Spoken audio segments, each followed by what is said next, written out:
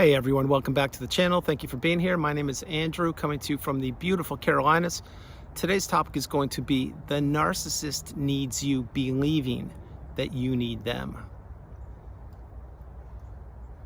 Think about that for a minute. Everyone, if you like the content, please like, subscribe, and share. So I'll jump right into this. Please read the thumbnail carefully. The narcissist needs you believing you need them. That is one of the main snafus, the main tricks, the main aims of the narcissist, to ensnare you in the relationship. Once they have you, again, like I mentioned on the channel so frequently, once you profess to them that you love them, or that you want to go into business with them, or you want to create a family with them, or you want to relocate, what happens many times is that is the point of no return. That's when they know that they have you, and they also know that you have now been placed in a existing state called the narcissistic fog, or the devaluation stage. What this is when you can't go back. You are now trapped. They now have the key that has imprisoned you mentally, emotionally, spiritually, perhaps physically, financially, certainly. Your health has taken a hit, your social circle has blown up, and you are not yourself, and you wonder how you got there. But one of the things when you are in this state, in this period of existence, not living, existing, is when you believe that the narcissist is the cure. You believe the narcissist is the best thing on the planet, and that they will help you, and that they will be there for you, and that they will provide for you, and they'll be there to be for you when you are in the hospital, or to loan you money, or to be there as a support system. None of these things are the truth. The truth of the matter is the narcissist cares about one individual, and it's not you. It is themselves. And what they want to do is they want to have people, multiple people if possible, stuck in that narcissistic fog. And they want these people believing that they need the narcissist. The truth of the matter is, if you flip the script, the narcissist needs you. The narcissist needs individuals. The narcissist needs attention, adoration. They need something to chase after. They need a conquest. They need something to look forward to. That is why these narcissistic relationships many times they move at light speed, and as soon as the wedding bells are rung and the guests have gone, well, that's when you enter the devaluation stage, because the conquest is over. The ring is on the finger, the guests have left, and now it's just the two of you in the house or the apartment or condo by yourselves. What happens there? Well, the narcissist gets jaded and bored rather quickly, because all the accolades and all the attention isn't on them for planning the wedding and the wedding ceremony. Now, I used that example a few times recently. It's for a purpose, because think about what I'm sharing with you. The question may be, why does the narcissist even get married? Well, the reason they get married, there are multiple reasons. One is because perhaps they do want to have kids who they will turn into narcissists themselves if they can. But number two is because it's a cover for them. It's an exterior shell, if you will, that they are actually tied down and married, and it looks good to the general population. If you're married, or in the older days, I would say, because fewer people are getting married these days, I believe, but in the older days, if you were married, it was a sign of stability, that this person actually can fall in love and they can create a family. Well, we now know that to the exterior, those things may be true, but to the inside, the family of the toxic narcissistic relationship, we understand that they usually aren't the parent of the year. That's an understatement. On top of that, they usually abuse their spouse left, right, and center. And number three is they usually don't want the spouse to figure out what's going on. That is what this thumbnail is all about. The narcissist wants you believing that you need them. You don't need the narcissist. You never have. You may have thought you did, and I'll tell you why you did. Because perhaps you did fall in love with the narcissist. Well, first of all, you didn't know that the narcissist was a narcissist. Second of all, you didn't realize they couldn't fall in love. Third of all, you did not know what narcissism was. And fourth of all, you were being genuine and authentic, and you were being yourself, because you have the ability to fall in love. You have the ability to put yourself in another individual's shoes.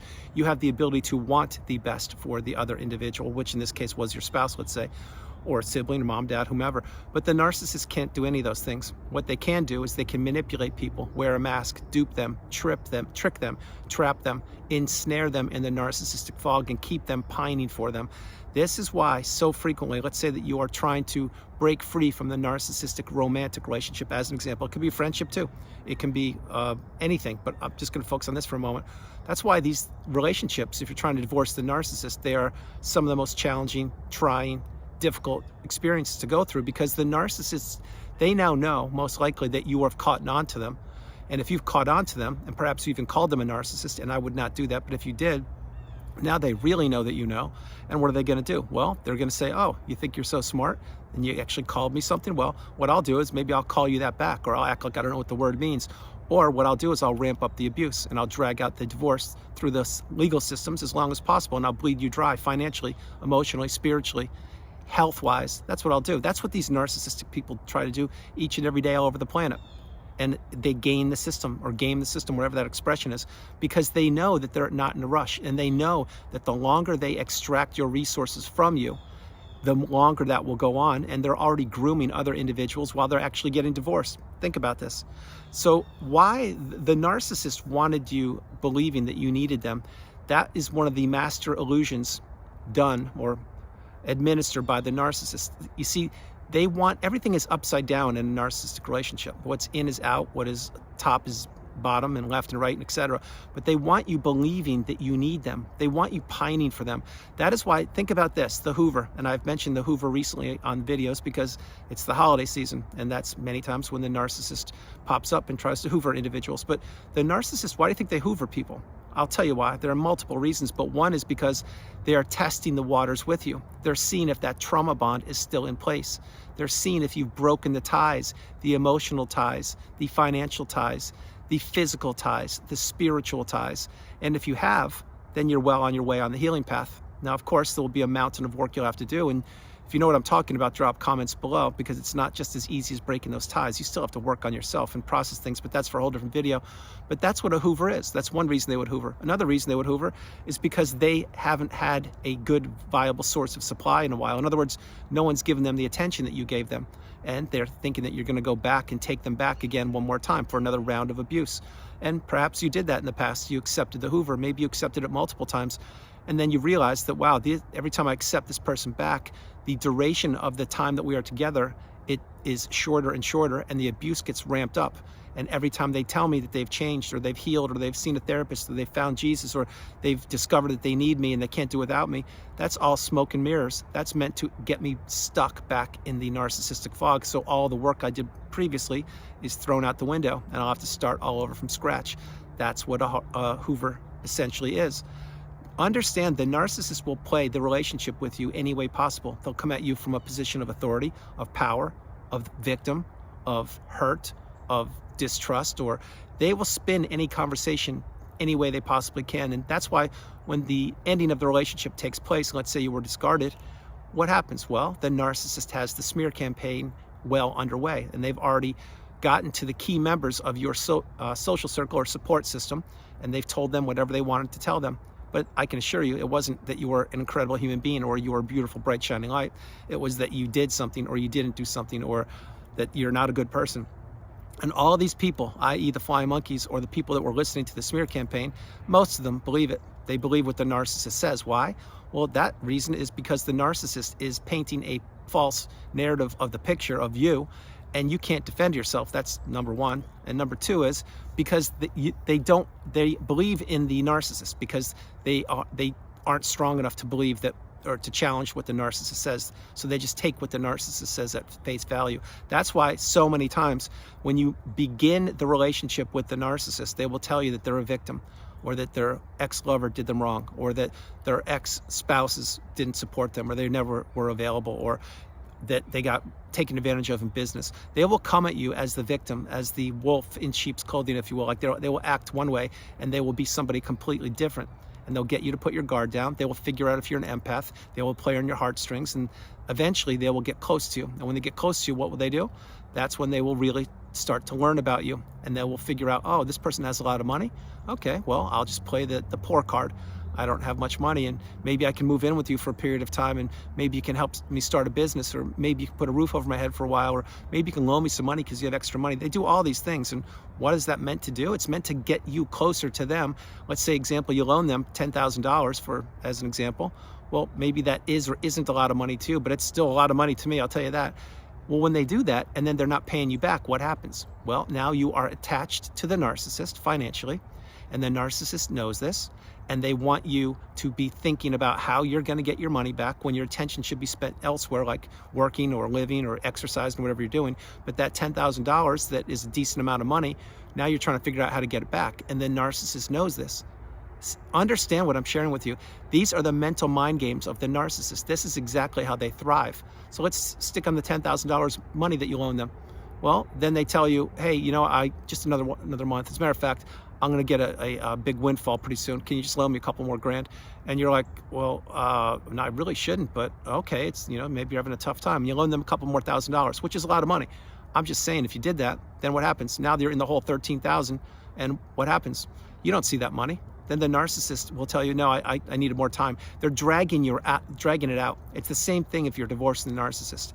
What they tell you is not what's going to happen. Everything gets dragged out over time, and they slowly bleed you. The insidious relationship, i.e. with the narcissist, it's a slow drip. It is something that must be severed. It's something that must be cut. And many times there are casualties of the narcissistic relationship. Money is one of them. Children are another one.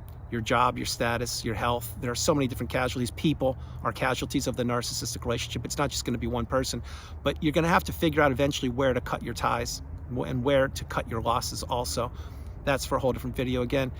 The narcissist wants you believing that you need them. That is one of the delicate tricks that the narcissist administers to individuals who fall prey to the narcissistic relationship. Everything is the exact opposite with the narcissist. Remember, they need people to regulate themselves. They need people to be thinking about them. They need people to put up with their poor behavior. They need people to put a roof over their head. They need money, or they need people to raise their kids. They need people to make them look better. They need people to give them access to events or beach houses or yachts or whatever it is. The narcissist is a coward, a bully, and they are somebody who is very anxiety riddled within themselves. And yes, they are. Having said that, again, the narcissist is not original. They all play from the same playbook, and they all use the same tactics. It just depends on how old the narcissist is, which way they're coming at, and who the person is that they're trying to target. Because remember, throughout life, the narcissist gets to fine-tune their skills of manipulation, deceit, destruction, dishonesty, and disloyalty. That's what they do. And the narcissist, again, they do not care about anybody but themselves. You may think they do. They don't. Everybody is a target. Anyone who is close to the narcissist could be a potential target, including their own children. It's a fact. Why do you think parental alienation happens? I'll tell you why parental alienation happens. Because the parent who is a narcissist doesn't want the children or the kids to see the grandparents, or to see the cousins or the aunts or the ex-spouse or anybody. And who does that help? It doesn't help out one person. It inflicts damage upon the children. It breaks ties that have been created over a lifetime with loved ones with the children. And now the children's heads are spinning, and they're saying to themselves, what's going on here? Aunt so-and-so or Uncle so-and-so or my dad or mom, I can't even see them. Why not? What's going on? It's because there's a toxic narcissistic parent there who doesn't want their children to make relationship ties and binds and grow with healthy, stable people. This is exactly what goes on over the planet day in and day out, year after year. That is a very serious topic, one that I'll speak about publicly in 2024, it's my hope. But parental alienation is on the increase all over the globe. And it is one way the narcissist weaponizes their relationship with the children, with the spouse's relationship, or the grandparents, or the cousins, or whomever. Getting back on track before I close the video out, the narcissist needs you believing that you need them. It's completely true. When you finally, when the dust has cleared, the fog has lifted, and you finally wrap your head around what narcissism is, that's when you say to yourself, wow, I really was manipulated. I was completely taken advantage of. Thank goodness I'm out of the relationship. Thank goodness I've healed, or I'm well on the healing path. Thank goodness I've gone no contact with them, blocked them, removed all flying monkeys and people associated with them. And now I need to not only heal, but I need to process that that was a close call. They almost took me down for the count, meaning I'm fortunate to be here on the planet, and now I need to pay it forward. Now I need to help individuals who don't even know that they need help, because at one point that was me. Think about what I'm sharing with you. The one key part of this whole video is wrap your head around the fact that when you were in the trauma bond, you believed that that person, i.e. the narcissist, had your best interest at heart, and they would be there for you, and they really did love you, and they did care about you. The person that you were putting way high up on the pedestal or believing in is the #1 person on the planet during that period of time who wanted to destroy you. They wanted you 6 feet under. They did not want you existing, and your discomfort is their energy. Your pain is their pleasure. Your falling apart at the seams, meaning all of your resources becoming depleted, is what gives them fuel. Think about how twisted that is. but it's real. It's exactly how the narcissist moves on from person to person, relationship to relationship, business to business, town to town, city to city, country to country.